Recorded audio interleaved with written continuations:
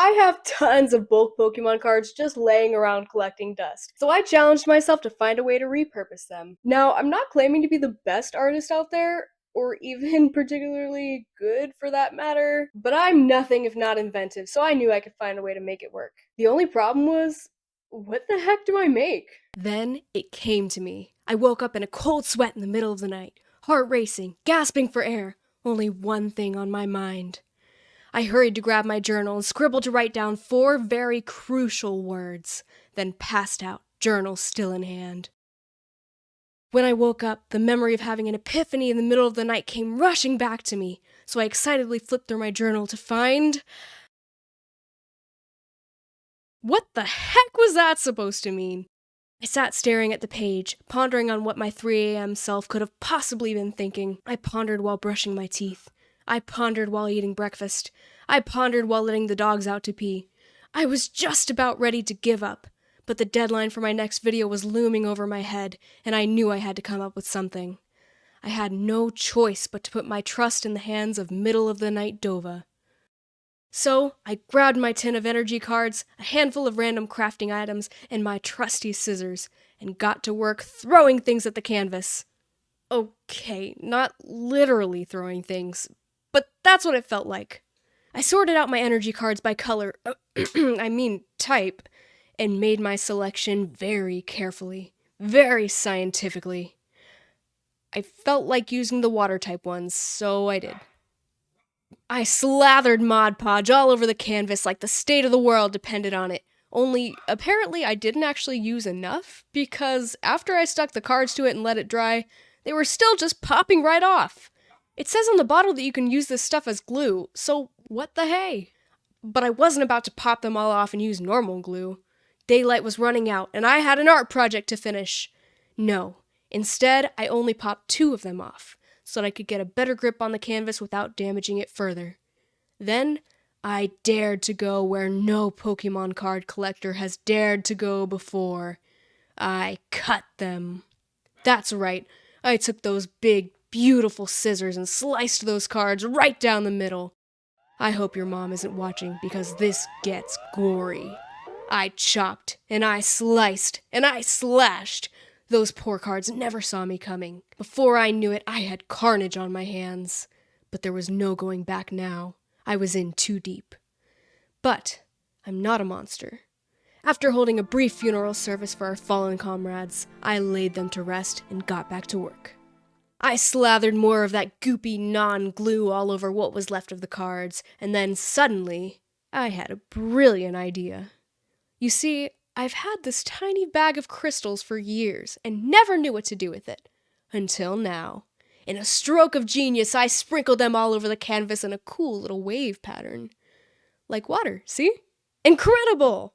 Only, this was a terrible idea. Not only were they bouncing off the canvas and all over the place, but the Mod Podge was too thin to be able to secure them in place the way that I intended. Plus, it didn't look as cool as I thought it would. But, nonetheless, what's done is done, and the crystals that did manage to stick quickly became a permanent feature. But, never fear, for I had a backup plan. A backup plan to end all backup plans. I had this stuff. And I just knew I could do something awesome with it. So, after sprinkling a bit of glitter around the crystals to really make that little wave feature pop, I started stuffing the gold leaf right in there with it. Only, I almost immediately came to regret this decision. I wasn't sure exactly what my vision was here, but this wasn't it. Plus, now I had crystals, glitter, and gold flakes everywhere.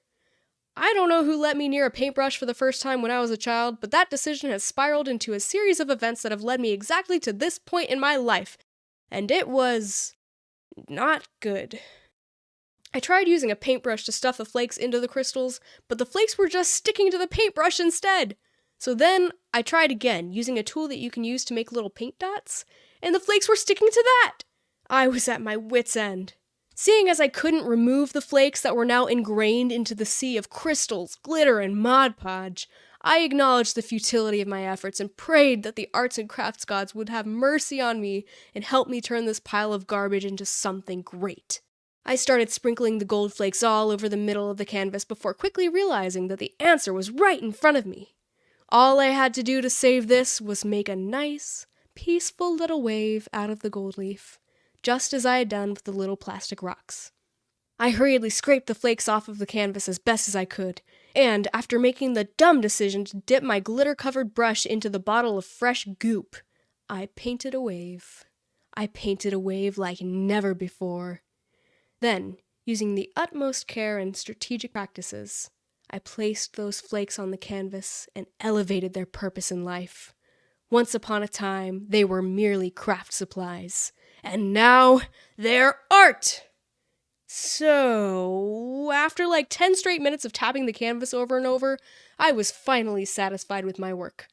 I dumped more glitter onto it to make it match the top wave, and finally, after half an hour of work, Half an hour's nothing. She's just a drama queen.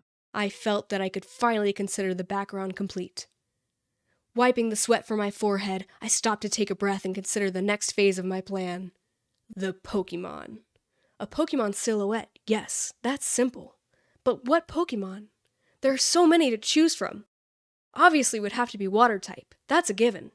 But even among water types, there are so many strong contenders for— I ended up choosing Milotic just because she's the first one I thought of. Then, after I had already committed heinous crimes against my Pokemon cards, I went on to commit heinous crimes against the world of art. I traced. How could she? Oh my gosh. I know. It's horrible. But this art is simply for my enjoyment, and I didn't trust my drawing skills, so I went for it. But man, real talk, it was a pain because my iPad kept reacting to me touching it through the paper, so there were a lot of readjustments that had to be made. After making my outline, I flipped that bad boy over and slapped some black paint all over it. Yeah, all over every crevice and— Anyway, you get the point.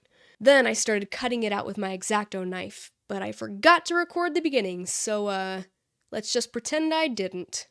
And don't make fun of me for the knife tip that I'm using. I have no idea what each type of knife tip is meant to be used for, and this is just the one that I had equipped. It worked well enough, except eventually I got annoyed with it and just reverted to the tried and true method of scissors. That's right, folks, the real star of the show is back. Oh, also, don't try this without adult supervision. That means you, Linda.